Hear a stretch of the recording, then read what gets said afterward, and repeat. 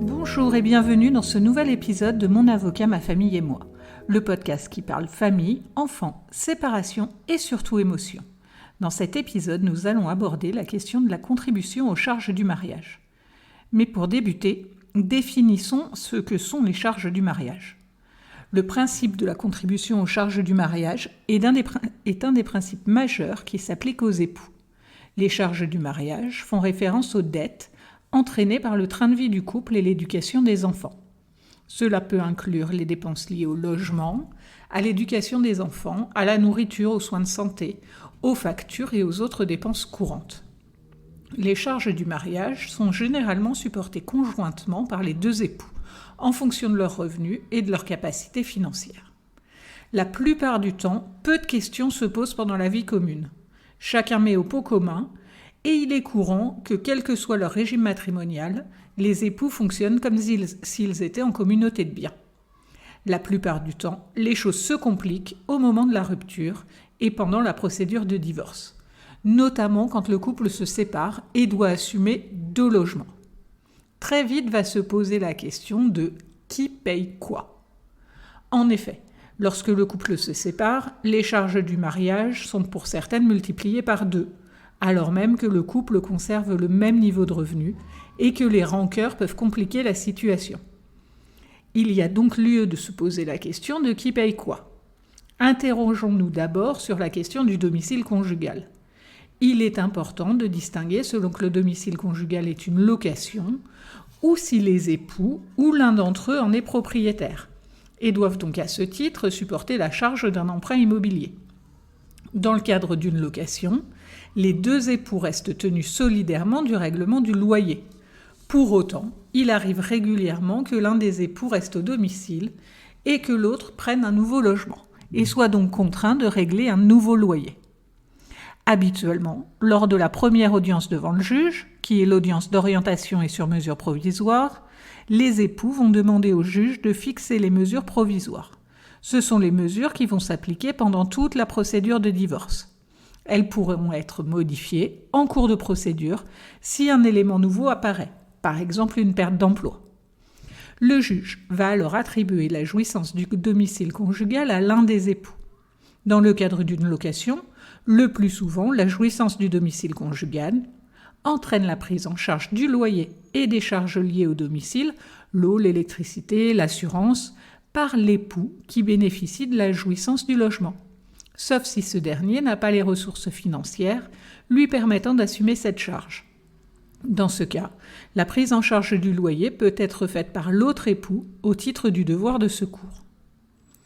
Lorsque le domicile conjugal appartient aux 2 époux, la jouissance de ce domicile peut être attribuée à l'un d'eux, et la charge de l'emprunt peut reposer sur les 2 époux. L'un d'eux a charge de compte lors de la liquidation, ce qui signifie que celui qui paye seul aura plus de droits lors du partage ou de la vente du bien, ou l'un d'eux sans charge de compte au titre du devoir de secours, ce qui signifie que celui qui rembourse seul l'emprunt n'en tirera aucun avantage lors de la liquidation. Concernant les charges relatives au logement, hors mensualité d'emprunt, elles sont habituellement à la charge de celui qui a la jouissance du domicile. Concernant la taxe foncière, elle est par principe partagée entre les époux. Il faut retenir que par principe, les charges du mariage continuent tout au long de la séparation et jusqu'au prononcé du divorce à être partagées entre les époux en fonction de leurs revenus. Quand il existe une importante disparité de revenus entre les époux, le juge peut fixer un devoir de secours qui sera versé par l'un des époux à l'autre.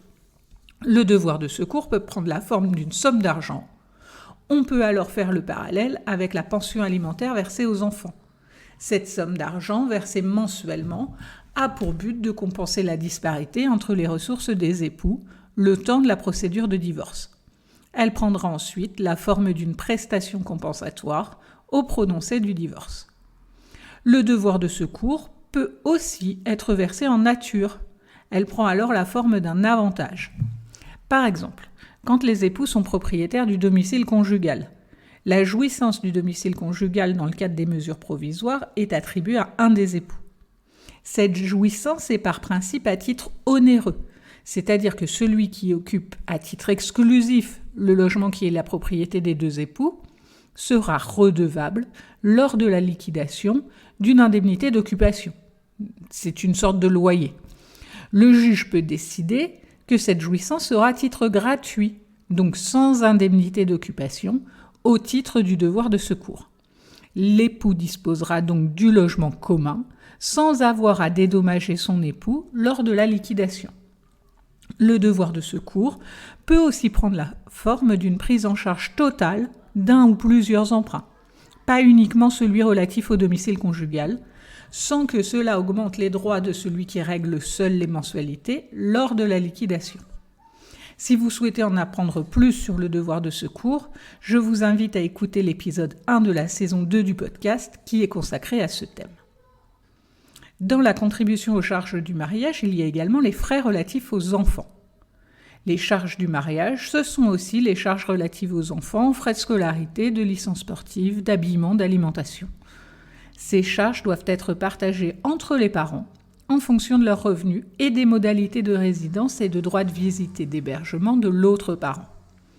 En cas de résidence alternée, le plus souvent, chacun garde à sa charge les frais de ses semaines de garde, ce qui revient à partager pour moitié les frais de scolarité, cantine, alimentation, habillement. Attention, même en cas de résidence alternée, s'il existe une disparité importante entre les revenus des parents, celui qui a les revenus les plus importants sera amené à verser une pension alimentaire à son conjoint pour les enfants. Si la résidence de l'enfant est fixée chez l'un des parents et que l'autre bénéficie d'un droit de visite et d'hébergement, ce dernier verse une pension alimentaire qui est destinée à participer à la prise en charge des frais courants des enfants. Les frais courants, c'est l'alimentation, l'habillement, les frais de cantine, de périscolaire.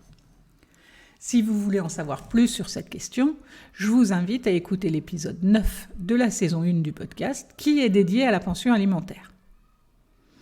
Dans les frais des enfants, il y a aussi les frais exceptionnels. Les frais exceptionnels, ce sont des dépenses supplémentaires qui ne sont pas courantes ou régulières, mais qui sont nécessaires pour le bien-être et le développement des enfants.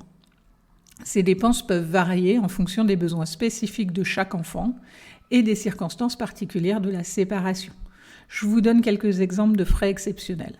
Ça peut être les frais médicaux non couverts par l'assurance maladie, comme les consultations de spécialistes, le traitement dentaire ou d'orthodontie, les frais d'optique.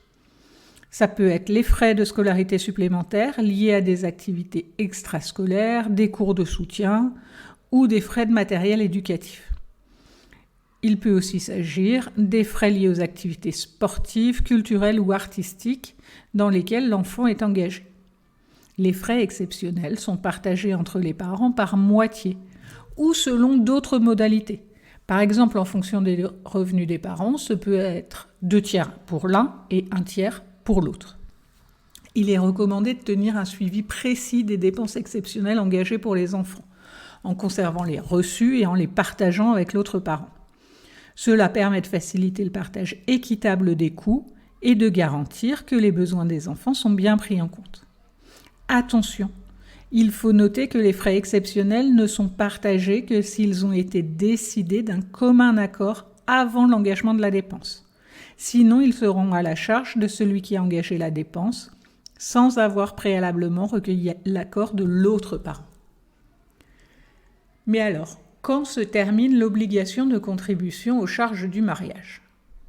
La contribution aux charges du mariage ne s'applique plus à compter de l'ordonnance d'orientation et sur mesure provisoire, à l'issue de la première audience devant le juge. Mais elle prend alors la forme d'une obligation de secours, le devoir de secours dont nous avons précédemment parlé. Attention, le conjoint qui ne réglerait pas le devoir de secours auquel il a été condamné par le juge aux affaires familiales s'expose à un risque de poursuite pénale pour abandon de famille ou à une action en exécution forcée par un commissaire de justice. C'est l'ancien huissier, par exemple par le biais de saisie. Le devoir de secours est dû jusqu'au prononcé du divorce. Il prend alors la forme d'une prestation compensatoire fixée par le juge. Pour tout savoir sur la prestation compensatoire, je vous invite à écouter l'épisode 2 de la saison 2 de ce podcast. Voilà, j'espère que cet épisode vous a plu. N'hésitez pas à le partager à vos amis et à me mettre une très bonne note sur les plateformes d'écoute afin que d'autres personnes puissent découvrir mon avocat, ma famille et moi.